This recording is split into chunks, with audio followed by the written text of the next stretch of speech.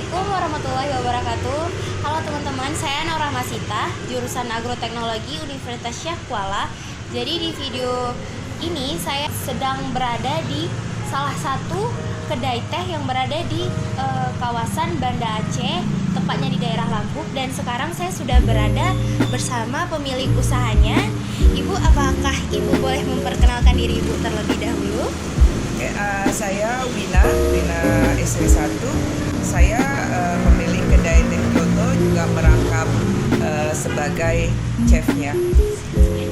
Baik Ibu, apa sih alasan Ibu memilih usaha kedai teh Kyoto ini? Sebenarnya ini juga idenya muncul tiba-tiba ya. Saya 18 tahun tinggal di Jepang ketika saya sekolah S2 S3.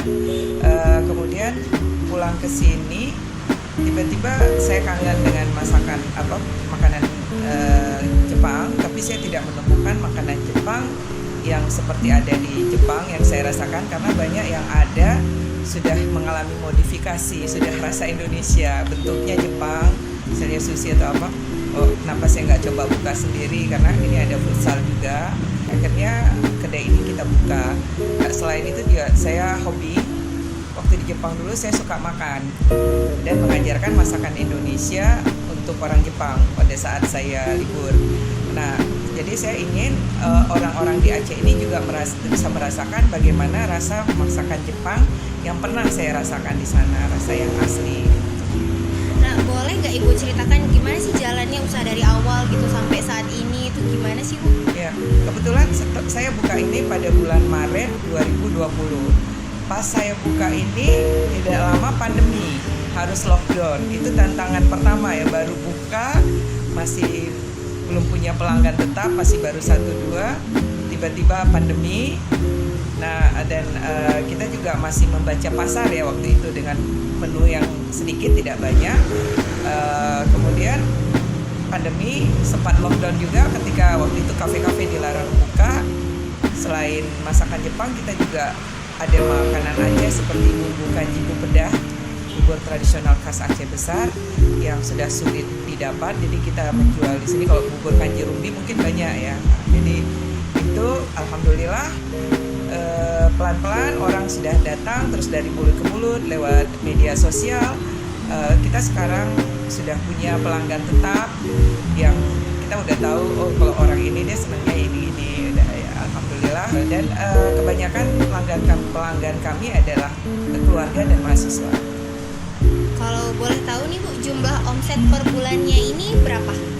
Omset per bulan itu sebenarnya rahasia perusahaan ya, tapi alhamdulillah cukup lah ya. Yang biasa ya memang kan masih ini 2 tahun pertama ya, masih dalam proses merangkak ya.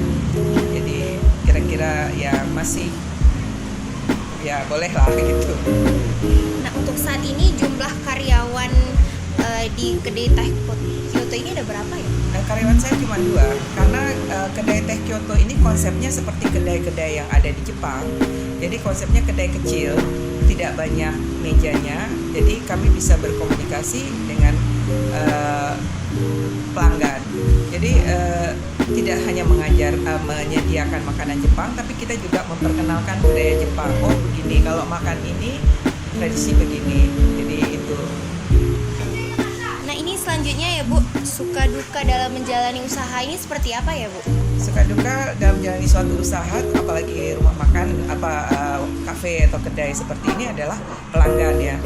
Apalagi di masa pandemi, ada pelanggan sepi, kadang tidak ada sama sekali, kadang penuh, kadang nggak cukup tempat duduk.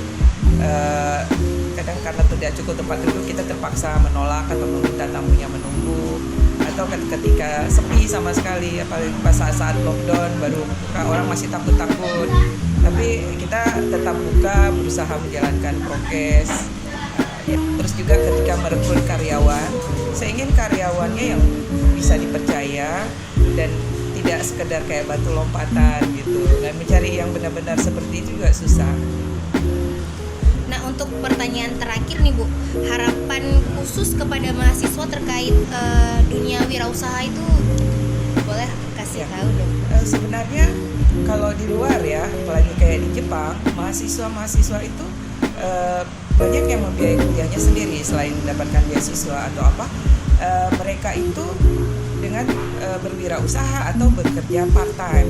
Tapi di Indonesia ini kita belum, baru-baru ini baru mulai ya. Sejak pandemi itu juga salah satu pemicu, misalnya sudah ada berani online ya.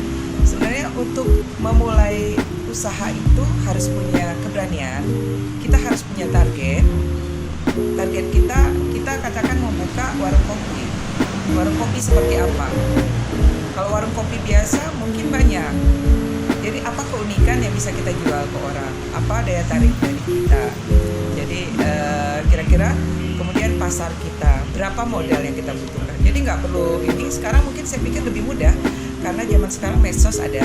Jadi dengan modal kecil bisa memulai, bisa yang kecil dulu, nggak perlu besar dan nggak perlu ke toko mungkin ya, seperti usaha-usaha online. Misalnya bisa membuat apa, kerajinan tangan, nggak harus makanan.